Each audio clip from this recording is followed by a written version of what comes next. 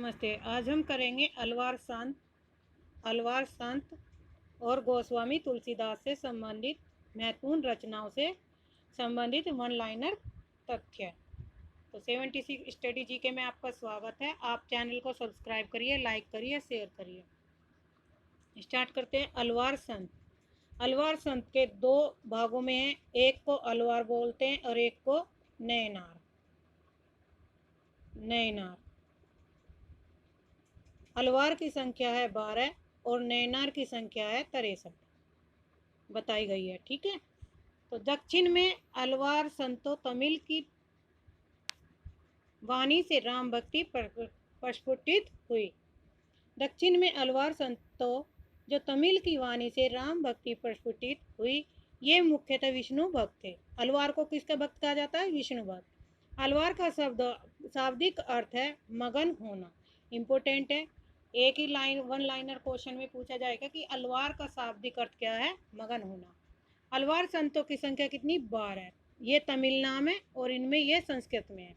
तमिल में मोयंग अलवार, भूतंत अलवार, पे आलवार, तिरुमली सई आलवार, नम आलवार, मधुर कवि आलवार, कुलशेखर आलवार, पेरिये आलवार, आंडल आलवार, तोडर, डिपोडो अलवार, तिरुपान और तिरुमंगई अलवार।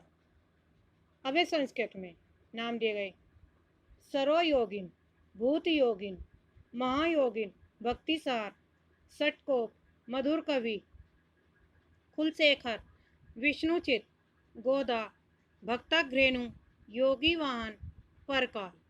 तो ये कितने हैं? 1 2 3 4 5 6 7 8 9 10 11 12। तो ये 12 संख्या किसकी होगी? अलवार संतों की। नेक्स्ट है सटकोप अथवा नामलवार राम भक्ति के प्रथम कवि माने जाते हैं। तो राम भक्ति के कौन से प्रथम कवि माने जाते हैं? सटकोप या नामलवार। इनकी रचना तिरुवाइमोली में राम भक्ति का विशद वर्णन किया गया है। इनकी जो रचना है उसमें राम भक्ति का वर्णन है। सटकोप रामानुजाचार्य से 5 पीढ़ी पहले हुए थे। इनके गीतों का सर्वप्रथम संकलन नाथ मुनि ने 10वीं शताब्दी में किया। सटकोप ने अपनी सहस्र गीति में कहा है कि दशरथ तस्य सुतम तम बिना अन्य शरण वानास्मि। सटकोप की प्रमुख रचनाएं हैं तिरुवाइमोली, तिरुविरुतम, तिरुवर्ग सार्यम, पेरिये तिरुवंदादी, सहस्र गीति। सटकोप को काटकोप के नाम से भी जाना जाता है और राम की पादुका के ये अवतार माने जाते हैं। कौन? सटकोप। अलवार संतों ने कृष्ण की उपासना की।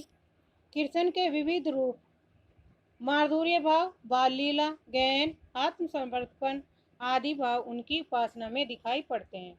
सटकोप भाव विभोर होकर कृष्ण की आराधना करते थे। कई बार वे गोपी की भूमिका में उतरकर गाते और विक्षिप्त हो जाते, यानी कि गाते गाते कृष्ण की भक्ति में लीन हो जाते थे।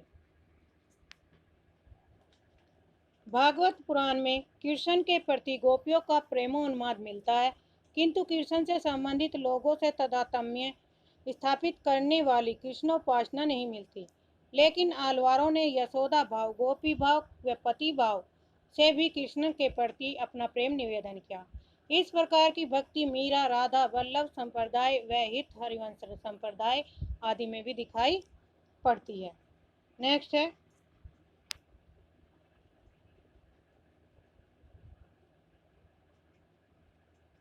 सातवें आलवार केरल के चेरवंशी राजा कुलशेखर राम के परम भक्त थे। किंवदंती है, यानी कि उनमें कितने ही मतभेद हैं, कि एक बार सीता हरण का प्रसंग सुनते ही भावावेश में इन्होंने तुरंत लंका पर आक्रमण करने का आदेश दिया था। पेरुमाल तिरुभोवी में कुलशेखर के राम भक्ति संबंधी गीत संकलित है। कुलशेखर के राम भक्ति संबंधी गीत किसमें संकलित हैं? तो पेरुमाल तिरुभोवी में। आंडाल एकमात्र महिला अलवार संत थी। इन्हें दक्षिण की मीरा भी कहा जाता है। इंपोर्टेंट है। अलवार संत जाति वर्ण का भेद नहीं मानते थे। कई अलवार संत निम्न जातियों से आते थे। सर्वप्रथम श्री संप्रदाय के प्रथम आचार्य श्री रंगनाथ मुनि 824 से 924 ईस्वी ने अलवार संतों के पदों का संकलन नालियार दिव्य प्रबंधम शीर्षक से 4 भागों में किया था। इसमें लोक प्रचलित 4000 पदों को संकलित किया गया। न्याय तत्व रंगनाथ मुनि की संस्कृत रचना है। श्री संप्रदाय में विष्णु व लक्ष्मी की उपासना मान्य थी। ऐसा कौन सा संप्रदाय है जिसमें विष्णु और लक्ष्मी की उपासना मान्य हुई? तो श्री संप्रदाय में। रंगनाथ मुनि को रघुनाथाचार्य नाम से भी जाना जाता है। रंगनाथ मुनि को और किस नाम से जाना जाता है? रघुनाथाचार्य नाम से भी जाना जाता है। बौद्ध और जैन ग्रंथों में राम कथा, यानी कि जब बौद्ध और जैन ग्रंथ लिखे गए तो उनमें राम की कथा किस रूप में लिखी गई? संस्कृत ग्रंथों व बौद्ध जैन ग्रंथों में राम कथा का स्वरूप अलग मिलता है। बौद्ध जैन ग्रंथों का उद्देश्य राम के औदात्य को अभिव्यक्त करने की अपेक्षा अपने धर्मों की सैद्धांतिक मान्यताओं के अनुसार राम कथा को नई भावभूमि प्रदान कर रहा है। अवतारवाद की भूमि की भावना भी प्राय इसमें नहीं मिलती। महत्वपूर्ण तथ्य हैं। वेदों में कुछ स्थानों पर राम शब्द का प्रयोग मिलता है, लेकिन उसका संबंध दशरथ पुत्र राम से नहीं अपितु अन्य व्यक्तियों से है। राम को सर्वप्रथम उत्तर वैदिक काल का दिव्य महापुरुष माना गया है। वायु पुराण में विष्णु के अवतारों में राम की गणना हुई है। वाल्मीकि रामायण को आदि काव्य मानकर राम कथा का मूल स्रोत स्वीकार किया गया। वाल्मीकि रामायण का रचना काल बुद्ध से पहले माना गया, क्योंकि इसमें बुद्ध का उल्लेख नहीं है। रविन्द्रनाथ टैगोर ने लिखा है कि वाल्मीकि ने सर्वप्रथम नर काव्य का प्रवर्तन किया। वाल्मीकि रामायण के राम विष्णु के अवतार नहीं है, केवल मनुष्य है, धीरोदात्त नायक है। महाभारत में अनेक स्थलों पर विभिन्न प्रसंगों में आरण्यक, द्रोण, शांति आदि पर्वों में वाल्मीकि रामायण की कथा है। वाल्मीकि रामायण से अलग महाभारत में राम का अवतारी स्वरूप है। महाभारत के अश्वमेध पर्व के अनुगीता में विष्णु के 6 अवतारों का वर्णन है। वारा, नरसिंह, वामन, मत्स्य, राम और कृष्ण। ये किस में वर्णित है? 6 अवतारों का अनुगीता में।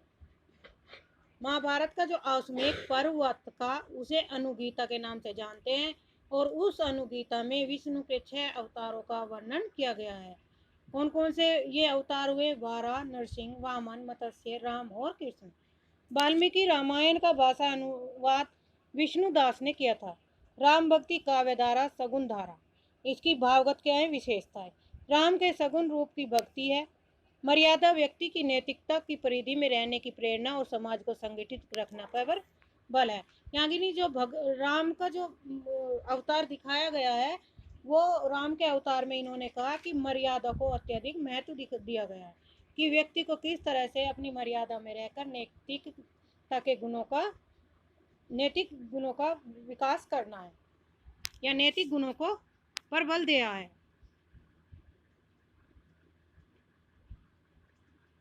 लोक मंगल की साधना। लोक मंगल की साधना से अभिप्राय है कि जन साधारण व्यक्तियों के बीच में समाज कल्याण का कार्य करना। समन्वयात्मक जीवन दृष्टि। सगुण, निर्गुण, शैव, वैष्णव, भक्ति, ज्ञान, राजा, प्रजा, भाग्य, पुरुषार्थ, पुरुष, नारी, विविध वर्णों में भोग तथा लोक भाषा, संस्कृत, काव्य, तत्व, पारिवारिक, आर्थिक है। ज्ञान, राजनीतिक बोध। भक्ति काल की एकमात्र शाखा जिसने तत्कालीन राजनीतिक परिस्थितियों का मूल्यांकन किया, राम राज्य की संकल्पना की। नारी के प्रति परंपरागत का दृष्टिकोण है। वर्ण व्यवस्था का समर्थन है। दास्य भाव की भक्ति है, और आर्थिक समस्याओं की पहचान। शिल्पगत विशेषताएं। काव्य रूप है जिसमें मुख्य प्रबंधात्मक और मुक्तक रचनाएं का रची गई है। भाषा है अवधी और ब्रज। अवधी सूफियों जैसी ठेठ नहीं, संस्कृत शब्द संपदा से युक्त है। संस्कृत के स्थान पर जन भाषाओं की प्रधानता है। अलंकार है अर्थालंकारों का शब्दालंकारों की तुलना में अधिक प्रयोग है। छंद में चौपाई, दोहा, पद, कुंडलिया, छपया, कवित, सवैया आदि का वर्णन है। अब है रामानंद। ये भी क्या है? सगुन भक्ति धारा के कवि हैं। ये भक्ति को दक्षिण से उत्तर लाए थे। कबीर ने कहा इनके बारे में, भक्ति द्राविड़ उपजो लाए रामानंद, प्रगट किया कबीर ने 7 दीप 9 खंड। ये पंक्तियां पूछी जाती है, इंपॉर्टेंट है। हिंदी में राम भक्ति के पुरस्कर्ता रामानंद को माना जाता है। हिंदी में राम भक्ति के पुरस्कर्ता किसको माना जाता है? रामानंद को। आचार्य शुक्ल ने रामानंद को हिंदी राम भक्ति काव्य का पहला कवि माना है। तो आचार्य शुक्ल जी क्या करते हैं, रामानंद को हिंदी आचार्य शुक्ल जी ने रामानंद को हिंदी राम भक्ति काव्य का पहला कवि माना है। रामानंद ने श्री रामार्चन पद्धति नामक पुस्तक में अपनी पूरी गुरु परंपरा दी है। उनके अनुसार रामानुचार्य उनसे 14 पीढ़ी ऊपर थे। रामानंद के गुरु राघवानंद थे। रामानंद रामानुचार्य से इन अर्थों में अलग थे कि उनकी उपासना पद्धति के केंद्र में वैकुंठवासी विष्णु नहीं बल्कि लोक में लीला करने वाले राम हैं। रामानुजाचार्य से उलट रामानंद ने भक्ति के द्वार सब जातियों के लिए खोल दिए थे। यानी कि जो रामानंद ने जो भक्ति की थी उसमें किसी भी जाति के लिए कोई भेदभाव नहीं था, सबके लिए समान अधिकार थे कि सब भक्ति कर सकते हैं। मध्य युग की समग्र स्वाधीन चिंता के गुरु रामानंद ही थे। रामानंद ने हनुमान जी की आरती लिखी। आरती कीजिए हनुमान लला की, दुष्ट दलन रघुनाथ कला की, जाके बल भर ते मई कापे, रोग सोग जाकी सीमा न चापे। रामानंद की एक प्रमुख काव्य पंक्ति उल्लिखित है, कहाँ जाई हो धरी लागो रंग, मेरो चंचल मन भयो अपंग। रामानंद ने एक उत्साही विरक्त दल का संगठन किया जो वैरागी के नाम से प्रसिद्ध है। वैरागियों में को अवधूत भी कहते थे। किन्हें अवधूत कहा गया है? वैरागियों को। अयोध्या, चित्रकूट और वैरागियों के मुख्य स्थान थे। जो वैरागियों के मुख्य स्थान कौन कौन से हुए? अयोध्या और चित्रकूट। वैरागियों की परंपरा में रामानंद का मानिकपुर के शेख तकी पीर के साथ वाद विवाद होना माना जाता है। रामानंद सिकंदर लोदी के समय में वर्तमान में थे कि जब सिकंदर लोदी राजा थे तो तभी उनके समय के काल के रामानंद हुए। शेख तकी को सिकंदर लोदी का पीर गुरु भी माना जाता है। और शेख तकी को और किसका गुरु माना जाता है? कबीर का। मुसलमान जाति के जो लोग हैं वे कबीर का गुरु किसे मानते हैं? शेख तकी को। वैरागी संप्रदाय को रामावत और रामानंद नाम संप्रदाय से भी जाना जाता है। रामानंद संप्रदाय की गद्दी गलता जयपुर राजस्थान में अनंतानंद के शिष्य कृष्णदास प्रहरी ने स्थापित की। अपने महत्व के कारण उसे उत्तर तोतादरी कहा गया। पहले गलता की गद्दी पर नाथ पंथियों का अधिकार था। तो मोस्ट इम्पोर्टेंट है ये। रामानंद के शिष्य हुए। कितने शिष्य हुए रामानंद के? 12 शिष्य हुए। ये हैं आचार्य रामचंद्र के अनुसार अनंतानंद, सुखानंद, सुरसुरानंद, नरहरियानंद, भावानंद, पीपा, कबीर, सेन, धन्ना और रैदास, पदावती और सुरसरी। हजारी प्रसाद द्विवेदी के अनुसार हैं आसानंद, सुखानंद, सुरसुरानंद, परमानंद, भावानंद, पीपा, कबीर, सेना, धन्ना, रैदास, महानंद और श्रेयानंद। रामकुमार वर्मा के अनुसार है अनंतानंद, सुखानंद, सुरेश्वरानंद, नरहरियानंद, भावानंद, योगानंद, पीपा, कबीर, सेन, धन्ना, रैदास और पदावती। नेक्स्ट है पॉइंट व्यहारी। कृष्ण व्यहारी की शिष्य परंपरा में अग्रदास और कीलेदास महत्वपूर्ण है। यानी जो कृष्ण व्यहारी थे उनके शिष्य कौन कौन हुए? अग्रदास और कीलेदास। व्यहारी की शिष्य परंपरा में योग साधना का समावेश किया गया है। कीलेदास की प्रवृत्ति राम भक्ति के साथ ही योगा अभ्यास की ओर भी हुई। इससे रामानंद की वैरागी परंपरा में तपसी शाखा का उदय हुआ। कीलेदास के बाद तपसी शाखा को कीलेदास के शिष्य द्वारकादास ने पल्वित किया। द्वारकादास के संबंध में भक्तमाल ने लिखा कि अष्टांग योग तन त्यागियो द्वारकादास जाने दुनी। रामानंद द्वारा रचित प्रमुख ग्रंथ है वैष्णव मताब्ज भास्कर, श्री रामार्चन पद्धति, योग चिंतामणि, राम रक्षा स्रोत, आनंद भाष्य आदि हैं। आचार्य शुक्ल ने वैष्णव मताब्ज भास्कर और श्री रामार्चन पद्धति दोनों संस्कृत को ही रामानंद की प्रमाणिक रचनाएं माना है। साथ ही हिंदी के 2-3 विनय और स्तुति के पदों को उनका माना गया है। तो यहाँ पे यही पूछा जा सकता है कि रामानंद की जो प्रमाणिक रचनाएं हैं वे आचार्य शुक्ल ने कौन कौन सी मानी है? श्री रामाचरण पद्धति जो संस्कृत में लिखी गई है और वैष्णव मताब्ज भास्कर। वैष्णव मताब्ज भास्कर में रामानंद के शिष्य सुरसुरानंद ने 9 प्रश्न किए जिनके उत्तर में राम तारक मंत्र की विस्तृत व्याख्या, तत्व उपदेश, अहिंसा का महत्व, प्रपति वैष्णव की दिनचर्या, षोडशोपचार पूजन इत्यादि विषय हैं। तुलसीपुर हिंदी रामकाव्य से संबंध जैन मुनियों की रचना उल्लेखनीय है। मुनि लाव राय की रावण मंदोदरी संवाद, ब्राह्मजिन दास की रामरास एवं हनुमंत रास, रामानंद ने रहस्य त्रय द्वारा अपने मूल मंत्र, द्वय मंत्र और चार मंत्र का नाम दिया।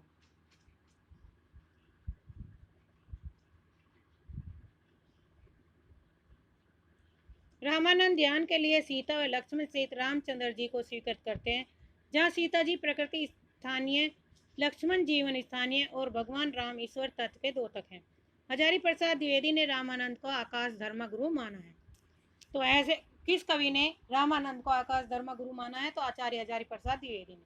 तुलसी से पूर्व हिंदी राम काव्य लिखे गए, यानी कि जो गोस्वामी तुलसीदास हुए उनसे पहले जो हिंदी के राम काव्य लिखे गए उनकी रचनाएं और रचनाकार विशेषताएं।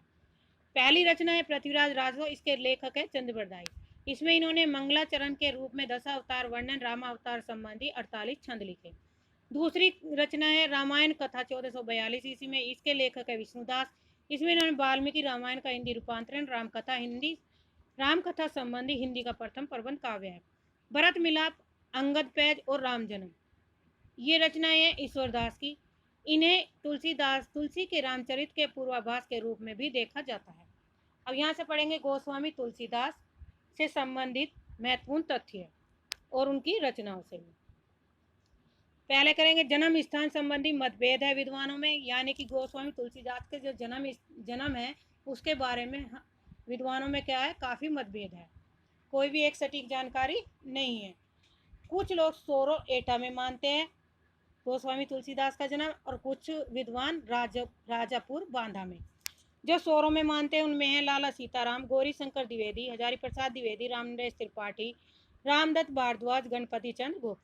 बेनी माधव दास, महात्मा रघुवर दास, शिव सिंह सैगर, राम गुलाम द्विवेदी, रामचंद्र सुख, ये राजापुर बांधा में गोस्वामी जी का जन्म स्थान मानते हैं। जन्म काल संबंधी मतभेद है। संवत 1554 ईस्वी में बेनी माधव रघुवर दास जी मानते हैं। संवत 1583 में शिव सैगर मानते हैं। संवत 1589 में पंडित राम गुलाम द्विवेदी ग्रियसन मानते हैं। और संवत 1589 में अंत साक्ष्य है। सामान्यतः तुलसी का जन्म संवत 1589 यानी कि 1532 ईस्वी व मृत्यु संवत 1680 यानी 1623 ईस्वी मानी जाती है, और यही क्या सर्वमान्य भी है। तुलसी की मृत्यु के संबंध में ये दोहा लिया। संवत 1680 80 गंग के तीर, श्रावण शुक्ला सप्तमी, तुलसी तजियो शरीर। शुक्ल जी ने टोडर के वंशजों के प्रमाण के आधार पर इस दोहे की दूसरी पंक्ति को इस प्रकार सही माना है।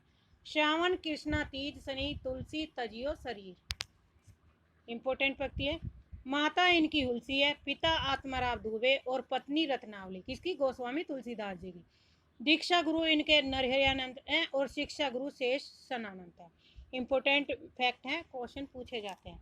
शुक्ल जी ने नरहरिदास और नरहरियानंद को तुलसी का गुरु नहीं माना, यानी कि ऐसे कौन से कवि हैं जो नरहरिदास और नरहरियानंद को तुलसी का गुरु नहीं मानते? तो आचार्य शुक्ल जी।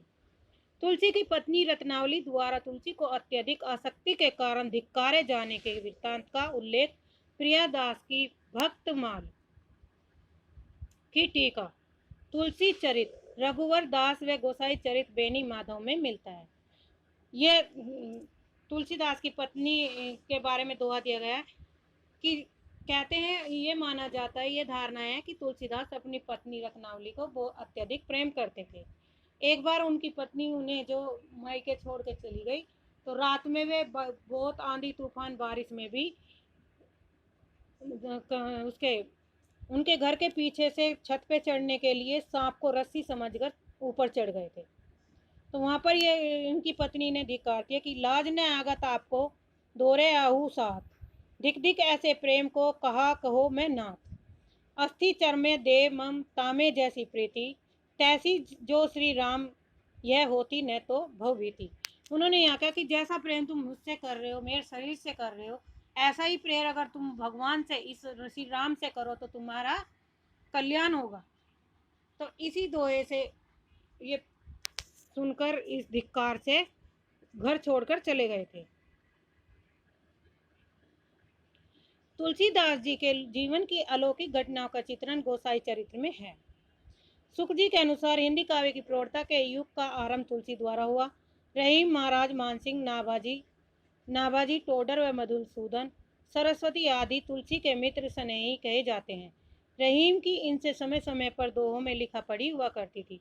टोडर की मृत्यु पर भी तुलसी ने दोहे लिखे। उदाहरण स्वरूप, चार गांव को ठाकुरों मन को महीप, चार गांव को ठाकुरों मन को महामहीप, तुलसी या कलिकाल में अथई टोडर दीप, राम धाम टोडर गए तुलसी भये असोच, जी जिएबो पुनीत बिनु यह जानी संकोच।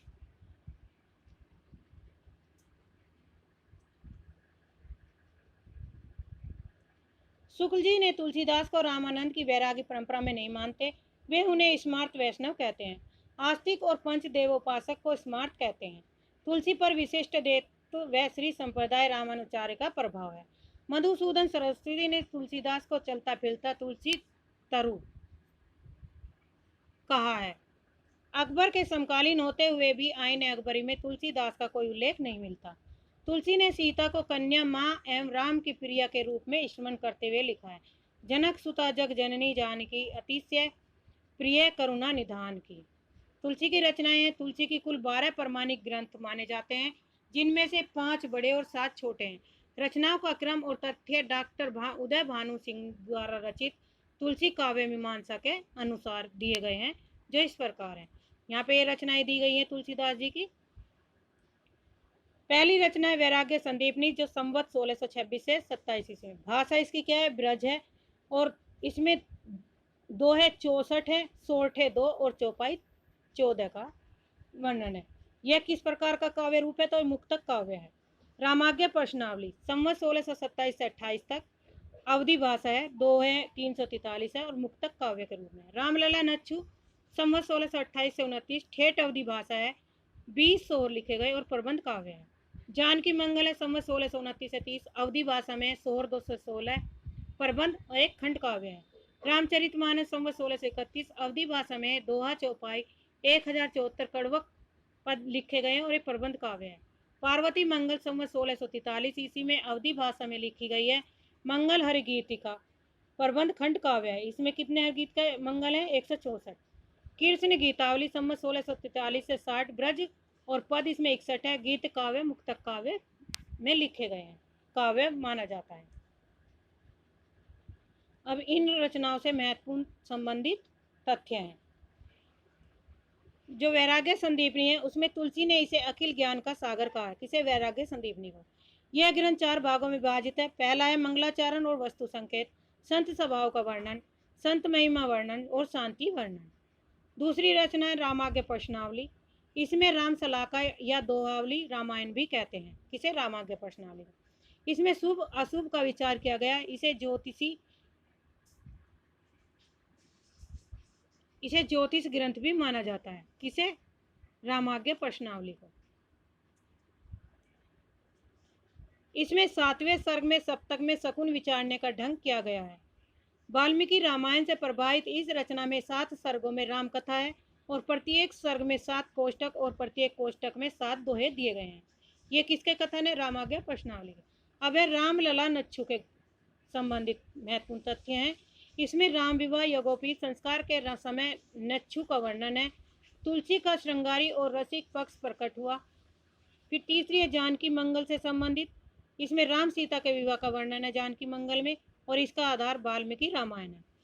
रामचरितमानस है। इसमें 7 कांडों में राम कथा का वर्णन दिया गया।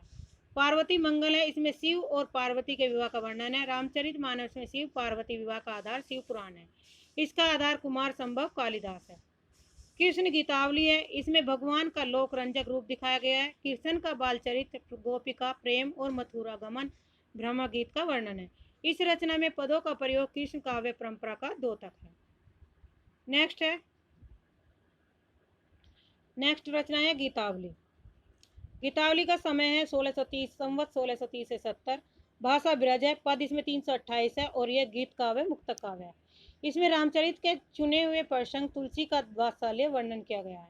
मर्यादा पुरुष राम ने ही हास परिहास करते सीता के साथ घूमते झूलते राम माधुर्य पूर्ण का वर्णन है। राम गीतावली या पदावली रामायण नाम से भी प्रसिद्ध है। 7 कांडों में राम कथा का वर्णन है। गीतावली में तुलसीदास की काव्य कला की सबसे मधुरतम अभिव्यक्ति है। नेक्स्ट रचना है विनय पत्रिका 1631 से 79 ईस्वी में। भाषा ब्रज है। पद इसमें 279। यह गीत काव्य मुक्तक काव्य है। तुलसी ने इसमें आत्मनिवेदन राम भक्ति की याचना की है। इसे राम विनयावली भी कहते हैं। किसे? विनय पत्रिका को।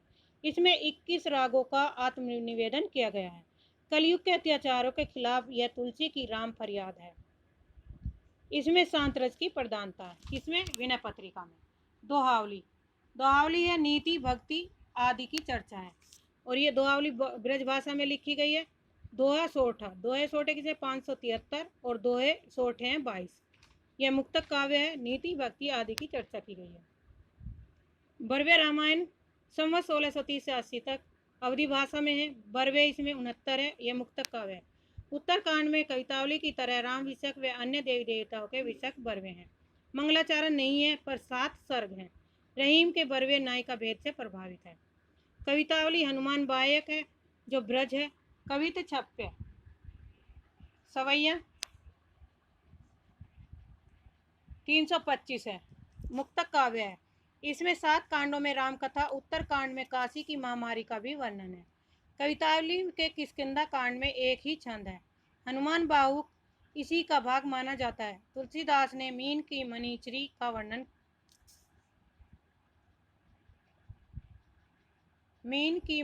का वर्णन कवितावली में किया है। कवितावली को कवित रामायण भी कहा जाता है। तुलसी ने कवितावली में राम के ऐश्वर्य को प्रधान स्थान दिया। कवितावली में कुल 325 कविताएं हैं।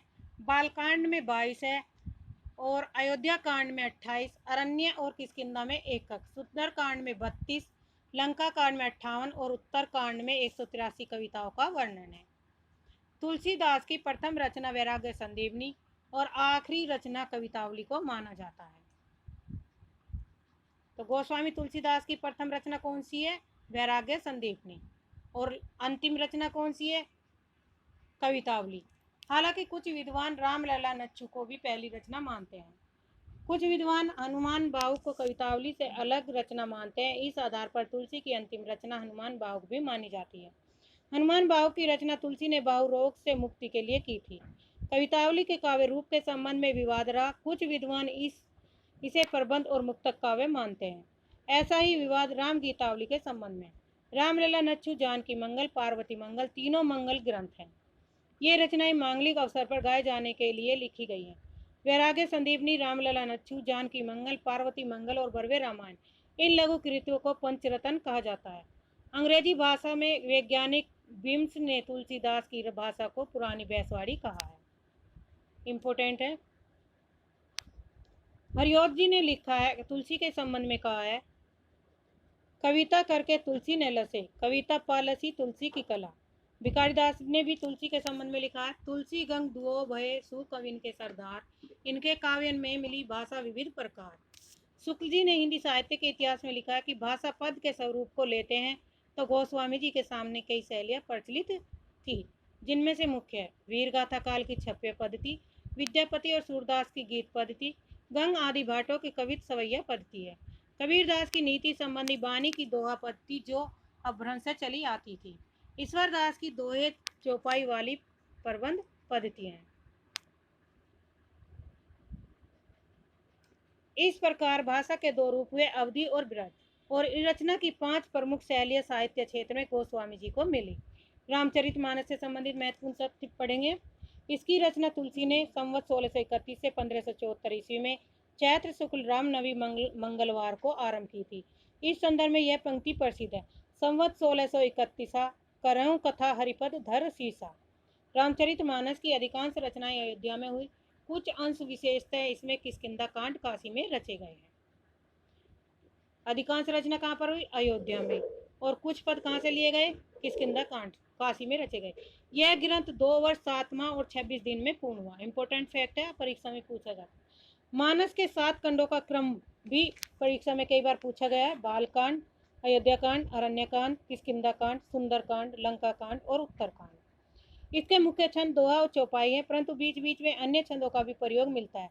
प्राय 8 अर्धालियों के बाद दोहा है और यहाँ यही कड़विक संख्या दी गई है। कुल 1074 कड़वक शैली है। इसमें प्रसंगानुसार सभी रसों का समावेश है, किंतु शांत रस की क्या इसमें प्रधानता है। अयोध्या कांड को मानस का हृदय स्थल भी कहा जाता है। किस कांड को मानस का हृदय स्थल कहा जाता है? अयोध्या कांड को। चित्रकूट सभा अयोध्या कांड में लोक नीति, वेद नीति व राजनीति का समन्वय है। शुक्ल जी ने इसे आध्यात्मिक घटना कहा है। तुलसी ने मानस के 7 कांडों को 7 सोपान भी मानते हैं, जो कि शरीर व आत्मा को शुद्ध करने वाले मानसरोवर के पवित्र जल की ओर ले जाते हैं। शुक्ल जी ने रामचरित्र मानस को लोक मंगल की साधना का काव्य भी माना है। मानस में 4 घाटों के माध्यम से 4 संवादों का वर्णन है। तुलसी ने मानस की तुलना सरोवर से की है, जिसके 4 घाट हैं। राजघाट विशेष जनों के लिए उपलब्ध, इसे जनाघाट, ज्ञान घाट कहा गया है। इसका आशय शिव पार्वती संवाद से है। पनघट सती नारियों के लिए पनघट का विशेष अर्थ है प्रणपूर्ण सती स्त्री, जो पराय पुरुष की छाया भी न स्पर्श करे। इसे उपासना घाट कहा गया है। इसका आशय है काक भूसंडी गरुड़ संवाद से है। तीसरा घाट है पंचायती घाट, जनसाधारण के लिए उपलब्ध, इसमें इसे कर्म घाट कहा गया है। इसका आशय यागवाला के भारद्वाज संवाद से है। चौथा है गो घाट, इसमें दीनहीन सबके लिए उपलब्ध है। इसे दैन्य घाट प्रपति घाट कहा गया है। इसका आशय तुलसी सकल मानस संवाद से है। देखिए ये सारे क्या इंपॉर्टेंट फैक्ट हैं और इनसे कूटों में क्वेश्चन बनेंगे। मानस के 4 घाट अर्थात 4 संवादों में 4 कल्प की राम कथा है। हर घाट के माध्यम से राम को प्राप्त किया जा सकता है। मानस में सीता त्याग व शंभुक वध प्रसंग नहीं मिलते। मानस की पहली टीका रामचरण दास ने लिखी थी। तो मानस की पहली टीका किसने लिखी? रामचरण दास ने। मानस का पर शाब्दिक प्रभाव अध्यात्म रामायण का पड़ा। तुलसी ने सर्वप्रथम रसखान को मानस सुनाई थी, यानी कि तुलसी ने सर्वप्रथम मानस किसे सुनाई थी? तो रसखान को। इंपॉर्टेंट है। मानस के विषय में रहीम ने लिखा है कि रामचरित्र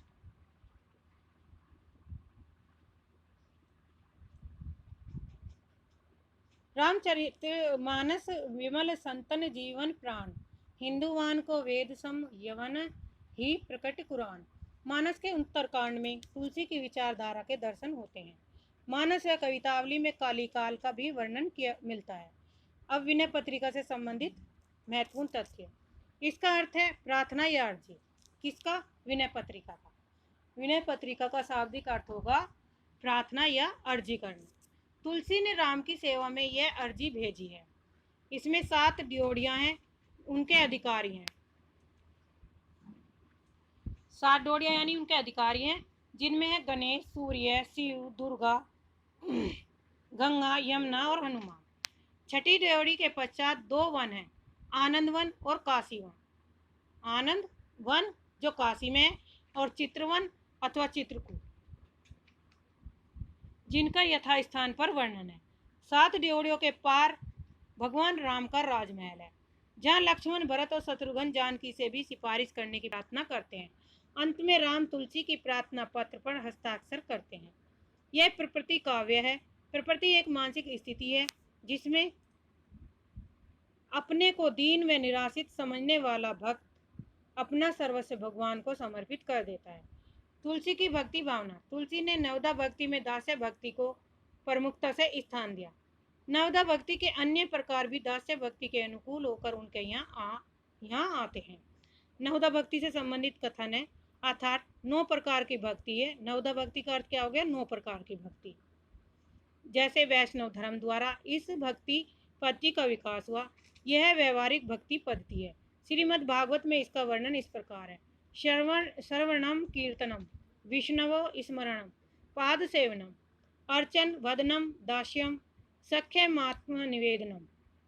विष्णु की कथा है, श्रवण करना, कीर्तन करना, स्मरण करना, चरणों की सेवा करना, चरणों को पाद सेवन भी कहते हैं। 5वां पूजन करना, वंदन करना, दास्य भाव रखना। 8वां सख्य भाव रखना। 9वां है आत्मनिवेदन, यानी कि विनय भाव से भक्ति करना। इन सभी 9 प्रकारों का समान भाव से निर्वहन करना जरूरी नहीं, भक्त अपनी इच्छा अनुसार चुनाव कर सकता है। सूर में सख्य भाव का प्रमुख है तो तुलसी में दास्य भाव। सूर की भक्ति कैसी है? सख्य भाव की। और तुलसी की है दास्य भाव की। वे दास समझते हैं, यानी कि वे अपने आप को क्या कहते हैं? राम का दास समझते हैं। गीता अध्यात्म रामायण में भी नवदा भक्ति का उल्लेख है। अध्यात्म रामायण में यह कुछ भी भिन्न नहीं। वेदों में भी नवदा भक्ति के आंशिक संकेत मिलते हैं। आंशिक मतलब कम मात्रा में। तुलसी शुद्ध रूप से अहेतु की भक्ति निष्काम भक्ति को मानते हैं। कामना के आधार पर भक्ति 3 प्रकार की होती है, जैसे हेतु की या सकाम भक्ति, जिसमें भक्त भौतिक सुख के लिए ईश्वर से प्रार्थना करता है। आजकल सबसे ज्यादा यही प्रार्थना की जाती है। दूसरी भक्ति है केवल्य काम भक्ति, इसमें केवल भगवत प्रसाद अर्थात ईश्वर के दर्शन और मोक्ष की प्राप्ति की इच्छा होती है। तीसरी भक्ति है अहेतु की या निष्काम भक्ति, भक्त की कोई इच्छा नहीं है और भक्ति को ही वह साध्य मानना है। शुक्ल जी ने तुलसी की भक्ति को स्वदेशी भक्ति माना है। स्वदेशी भक्ति किस कवि ने माना है तुलसी की? तो शुक्ल जी ने। तुलसी स्वदेशी भक्ति के अनुरूप योग पंथ के रहस्यवाद पर आधारित जटिल साधना मार्ग को स्वीकार नहीं करते। भारतीय भक्ति पद्धति की एक विशिष्टता लोकोन्मुखता है, जिसमें ईश्वर के 3 गुणों सौंदर्य, शक्ति, शील में शील पर सर्वाधिक बल दिया जाता है। तुलसी की भक्ति अनिवार्यतः शील केंद्रित है। अपनी समन्वय चेतना के कारण तुलसी ने एक देव भक्ति व बहुदेव भक्ति का संतुलन किया। मूलतः वे केवल राम की भक्ति करते हैं, लेकिन अन्य देवों की प्रार्थना भी वे करते हैं। अपने ग्रंथों की शुरुआत प्राय उन्होंने गणेश वंदन से की है। शैव वैष्णव मतभेद सुलझाने के लिए शिव व राम को एक दूसरे का भक्त बताया गया है। वे कहते हैं कि शिव और राम एक दूसरे के भक्त हैं। इसी तरह सगुण भक्त होने के बाद भी वे निर्गुण भक्ति को खारिज नहीं करते। वे लिखते हैं, अगुण ही सगुण ही नहीं कछु भेदा, गावे ही मुनि पुराण बुध भेदा। वे मानते कि मूलतः ब्रह्मा निर्गुण है और किंतु जनों की पीड़ा हरने को वे अवतार लेते हैं। तुलसी की सामाजिक चेतना। वर्ण व्यवस्था।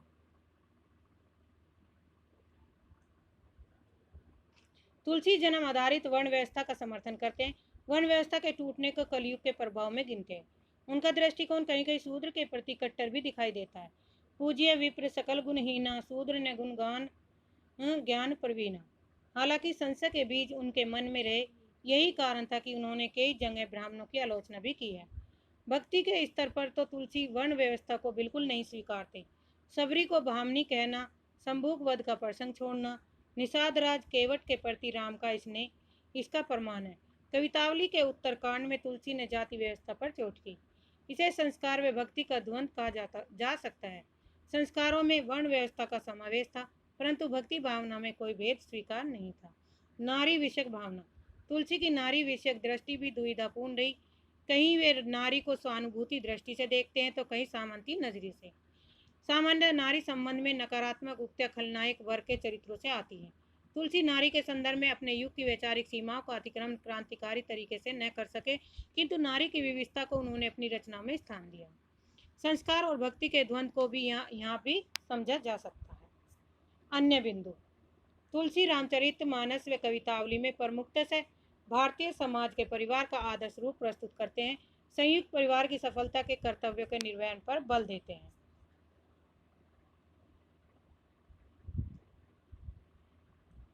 भक्ति काल में तुलसीदास एकमात्र रचना है जिन्होंने राजनीति व अर्थव्यवस्था को प्रमुखता से स्थान दिया।